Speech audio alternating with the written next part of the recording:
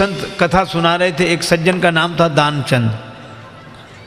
गंगा जी से 12 किलोमीटर दूर उनका गांव था।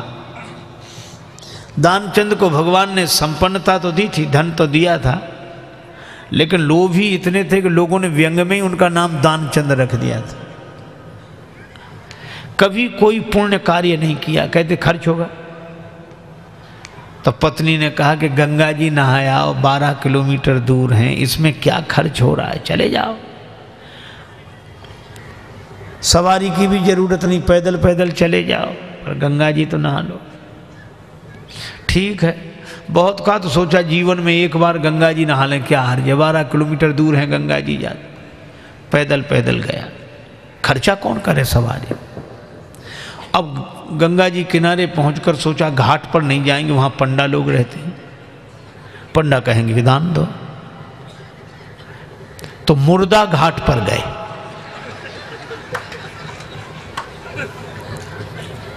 अब मुर्दा घाट तो खाली रहता, कभी कभी कभी कभी दुनिया में अपने घर में कोई सीट खाली करता है तो मुर्दा घाट भरता है, बाकी तो खाली है। सोचा ये ठीक, न पंडा का झंझट, न दान का, न पुण्य का। गए सो कपड़े उतारे, इधर उधर देखा कोई नहीं है, सोचा डुबकी लगा ले। सो जैसे ही प्रवेश किया, डुबकी लगाई। अब कथा बड़ी सुंदर है, भगवान को हंसी लगी कि इतना लोभी आदमी नहीं देखा। तो भगवान ने सोचा कि चलो आज हम इसको छकाते।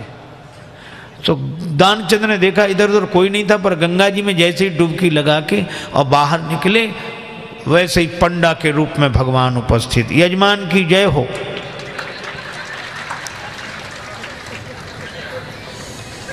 दानचंद बोले तुम कौन हो।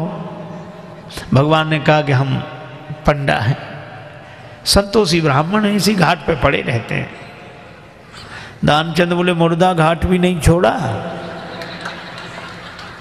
पंडा जी बोले हम संतोषी ब्राह्मण हैं और घाट पर तो और पंडा लोग रहते हैं, हम तो यहीं पड़े रहते हैं, और हम हमारे लिए कोई ना कोई आप जैसा यजमान आ जाता है, एक एक वर्ष तक का खाने पीने का इंतजाम कर देता है।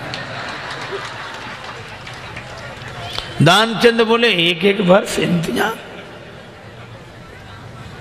हम एक दिन का भी नहीं कर सकते, एक समय का भी नहीं।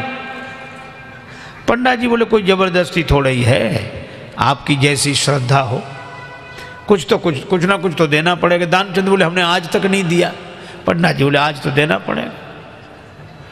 तो अब सोचा क्या करें, बोले उधार दे रहे हैं। उधार, हाँ कितना, बस वो एक धेला, उन दिनों चलता था एक धेला, बस 1 पैसा। भगवान ने कहा चल दिया, तो संकल्प करा लिया, 1 धेला उधार देकर 12 किलोमीटर गया, नहाया, फिर 12 किलोमीटर पैदल चलकर आया। शाम होने को आई, थका हुआ दानचंद बेचारा घर में भीतर सोने ही जा रहा था। तब तक दरवाजे पे आवाज आई, यजमान की जय हो। दानचंद का देखो कौन है। पत्नी बाहर गई, देख कर आई और बोली किसी पंडा से कुछ देने के लिए कहे आए थे। दानचंद बोले कहा था। बोले आ गए, बाहर आई हैं। दानचंद बोले आ गया वो, हाँ। दानचंद बोले कि कह दो कि अभी दानचंद बीमार हैं, 2-4 दिन बाद आना। पत्नी ने कहा कि वो तबीयत खराब हो गई, वो बीमार ज़्यादा हैं, आप 2-4 दिन बाद आना। पंडा जी बोले दान मिले चाहे ना मिले, पर हमारे संकल्प में वो हमारे यजमान बीमार हो, ऐसे संकट के समय यजमान को छोड़ना धर्म नहीं, हम भी यहीं रहेंगे जब तक वो स्वस्थ नहीं हो जाते, यहीं इंतजाम कर दे। आप तो सामग्री ला दो, हम तो बना लेंगे अपने हाथ से भोजन। पत्नी ने फिर जाके कहा, पर दानचंद भी अद्भुत आदमी, कहने लगा नहीं जा रहा ना, वो लोग कह रहे यहीं रहेंगे जब तक बीमार रहोगे। दानचंद बोला तो कह दो मर गए वो।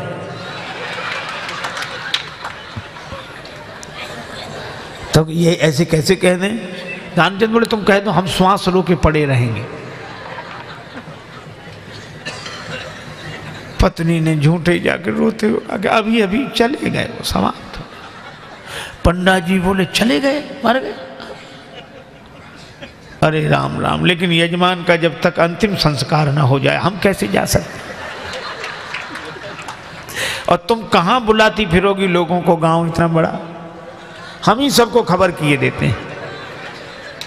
अब पत्नी बहुत कुछ, सुनो सुनो पंडा जी, तब तो अमित रूप प्रगटे ते ही काला, पूरे गांव में कह दिया कि दानचंद चले गए चले गए।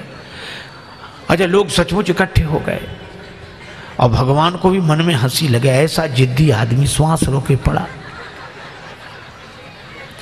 लोगों ने उसे मुर्दा समझकर उठाया। अब उसकी पत्नी रोवे, और वो सही में रोवे, वो कहे ये मरे नहीं हैं। और गांव वाले कहते जाने वाला तो गया, ये तो तुम्हारा मोह है। वो कहे कि नहीं मरे, गए वो तो। वो बेचारी रोती रही, कौन सुने। दानचंद को उठा लिया, बांध लिया, और वो भी बंध गया। भगवान ने कहा कि हद हो गई, ऐसा आदमी हमने नहीं देखा। भगवान को लगा कि सब हमसे हार जाते हैं, आज हम हार गए इससे। ले गए, चिता पर रख दिया, अग्नि लगने वाली थी। भगवान ने कहा ये मर जाएगा लेकिन देगा नहीं कुछ। तो भगवान ने कहा कि यजमान के कान में हम कुछ मंत्र बोलेंगे। हाँ ठीक है। सो भगवान ने कान में कहा, आया हूं बैकुंठ से तुम हित नाता जोड़। भगवान ने कहा कि हम हार गए, हम भगवान हैं, बैकुंठ से आए, तुमसे नाता हमने जोड़ा। सो पंडा ने जो कहा कि आया हूं बैकुंठ से तुम हित नाता जोड़, तो दानचंद ने सोचा ये तो भगवान है। सो आंख खोली, और जो आंख खोली सो वही पंडा, और जो पंडा को देखा तो फिर आंख बंद कर ली। भगवान ने कहा कि हम तुमसे कुछ नहीं लेंगे, मांग ले हो वरदान कछु, तुम ही हमसे कुछ मांग लो। तो दानचंद क्या बोला, बोले धेला दीजिए छोड़, बस वही छोड़ दो और कुछ नहीं चाहिए। अब बोलो, ये लोभ की अति, इतनी अति।